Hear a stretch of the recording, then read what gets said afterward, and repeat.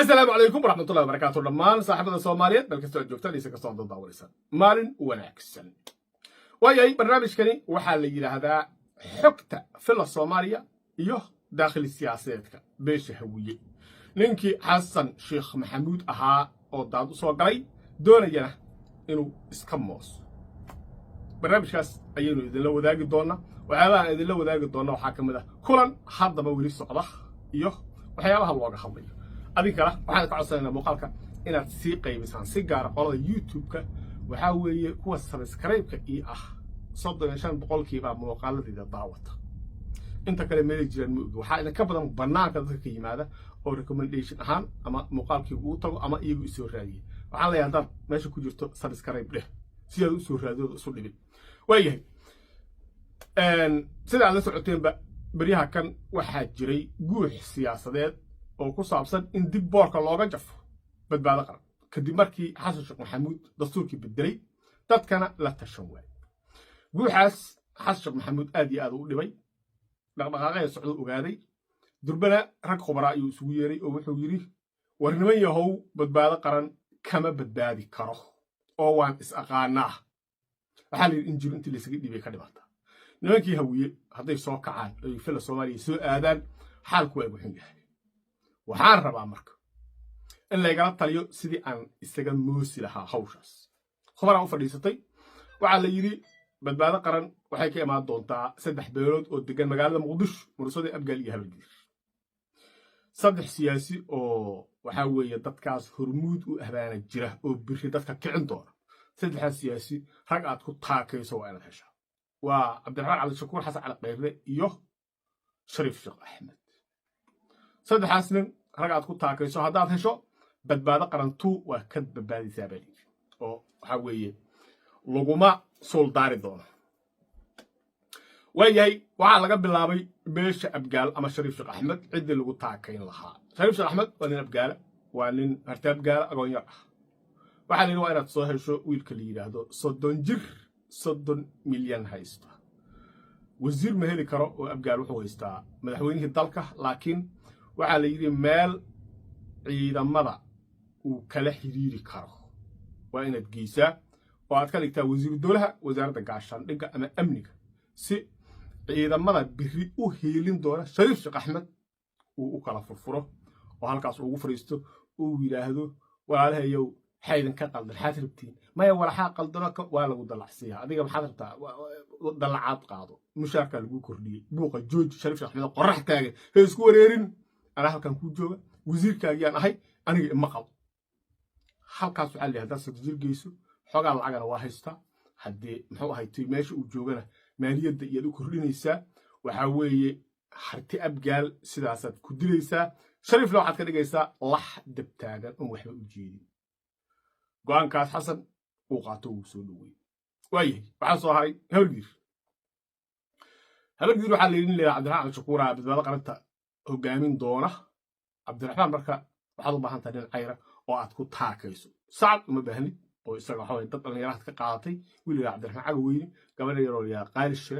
iyo ninka la yiraahdo Libaashuq iyo dadkaas ku qaabilsan laba odayo kale meesha joogto nin la yiraahdo Dhamacad iyo Cabdi Qaybdiina waa beeshin hal lama oga iskala heelay kuwaas saad dhalinyaradaas empower galay lacag fiican si iyaga kaaga aadan iska dhaaf waxaad u baahan tahay in cayra oo Cabdiraxmaan Shakuur halkaas ku dhaga yaan helaa mahad maxamed salaad suuday cilibaali ee wasiir buuxa si fiqi iska tur ilmaha dhilaa sacad maartay ku taakeynaysa si fiqi oo baahansiisa iska leeyahay kaas Cabdiraxmaan Shakuur si aad u taakayso waxa weeye mahad maxamed salaad baad keenaysaa ninkaasaad wasiir buuxa siinaysaa cayr banaanka uga soo bixi doonaan isaga markaasi kala eriyo doona wixii yimaada Cabdiraxmaan Shakuurna ka dhigi doona isagana wax dab taagan yaa ku soo haray mursade wasiir dansan oo miskiin ah oo waxba kala ogeyn oo tolkiisaba war ka hina ku jooga waxaad u baahan tahay nin active ah oo ninkaas bedela oo Xasan Cali Qeyre biri markuu magaalada soo galay waa ka bilaabo isagana intaas jara wali waa la raadinayaa oo lama hayo mursadu waa ka duwan yahay geedii Abgaalka xoogaa in nin mursada inta la soo empower gareeyo uu mursada kale abiyuuso xoogaa waa adagtaa ninkaas waa la raadinayaa lagu taakayn lahaa xasan cali khayre iyo tiimkiisa oo biri dhihi lahaa mursada hal xaba kama haleysna halkan annagaa joogna dowladda waa ku ladannahay barwaaqaa lagu jiraa iskala hera xasan cali khayre iyo warkiisa ninkii dhihi lahaa weli waa la raadinayaa lama hayo beentayna maaha laakiin kolley gadaal dambe in laga helo aad iyo aad ayay suurtagal u tahay halkaas xasan markuu iska xalliyey waxaa la yidhi marka xasanow badbaado qaran markaad marka iska moosto badbaado qaran two waxaad u baahan tahay si wuxuu kugu qorxoonaadaan ilaa qorshaha xasanaa wuxuu yahay baraawe iyo baraxley inta ka dhaxaysa inuu ka qabto doorasho golo deegaan horta wejiga koowaad bahashu saas u yaalla daarad laguma mashquulsana jubbaland walaa puntland xasan ugama tirsana soomaaliya waxaa laga hadlaya waxay tahay marka intaan dhexe inuu doorasho golo deegaan ka qabto hadhowna uu yidhaa hadduu doonay u marto madaxweyne federaalka iyagaa doonay isagu saasuu rabaa qorshiisu waa kaas waxaa la yidhi marka baraawe iyo baraxley inta ka dhexaysa maadaama qorshaha uu yahay waxaad u baahan tahay digli mirifle sababtoo ah bahashu kuu qorxoonaan mayso haddii digli mirifle daarad u codeeyaan beertaad ku jirtaa digli mirifle markayaad uga baahan tahay lafta gareen waa inaad heshaa hadda aan idinla hadlaayo lafta gareen iyo aadan madoobe iyo xasan sheekh maxamuud waa wada fadhiya safar xataa madaxweyne socdo tanzania dib buu u dhacay si lafta gareen meel wax loola dhigo baasho halkaasi maraysa lafta gareen baa lala fadhiyaa waxaa la leeyahay niyahow soo dhowow lafta gareenow haddaad doonto intaan jooga joog waxaa weeye waxaad doonto qaado daarood ha nugu raacin annaga nala joog digli mirifle waa hawiye dhaqan ahaan iyo dhul ahaanba annagaad deris nala tihiin annagaad muxuu ahaytay nala degantihiin oo wada degan annagaad muxuu ahaytay nala macaamishaan ganacsi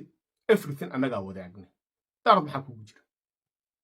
waxba maba aftaqaanidba xataa ku afgaran maayaan annagaad naga tirsan tahay digli mirifle waa hawiye hawiyena waa digli mirifle alaabtaasaa hadda waxaa laga gadayaa madaxweyne cabdicasiis xasan maxamed lafta gareen waxaana keenay aadan madoobi kulankaasaa socda haddii qalinka lagu jiido oo lafta gareen aqbala marka in uusan ku milmin muxuu ahaytay ragga kale ee maamul goboleedada kale hogaamiya waxaa weeye xasan markaas wuxuu aaminsanaya baasho inay u kala degan tahay u fadhido buuq uusan u baahnay puntland dagaalkay ku jirto jubbaland muxuu ahaytay cabashada iyo tabashooyinka ay qabto wax iga galay ma jiraan buu joogaa aragtidiisa ayaana halkaas ku siman oo madaxweyneheennu ma oga inuu yahay madaxweynaha raas kambooni ilaa iyo lowya cadde ma oga mana gaarsiisna waxaan hadda arkaynaa bahashaasu meeshay saldhigato laakiin alaabta la diyaariyey sidaas ayay u taallaa ma ku guulaysan karaa oo haddii uu empower gareeyo mahad maxamed salaad iyo 30 milyan haysta iyo ninka kale oo la raadinaya mursade badbaado qaran two sidaas ma loogu qubeeyey waa su'aal kale barnaamij kale ayaan uga hadli doonaa waqtigeeda insha Allah taala laakiin isku dayga hadda socda sidaas ayuu u yaalaa xasan maxamuudna uu garowsan yahay haddii uusan helin rag uu ku tiirsado in uusan ka badbaadi karin badbaado qaran labo oo markaani abaabulkeedu socdo waxaa weeye odaga wadna gariir baa haya meesha uu ku dhameeyay iyo wuxuu ku guulaystana waynu arki doonaa hada wabillahi tawfiiq wasalaamu calaykum waraxmatullaahi wabarakaatuh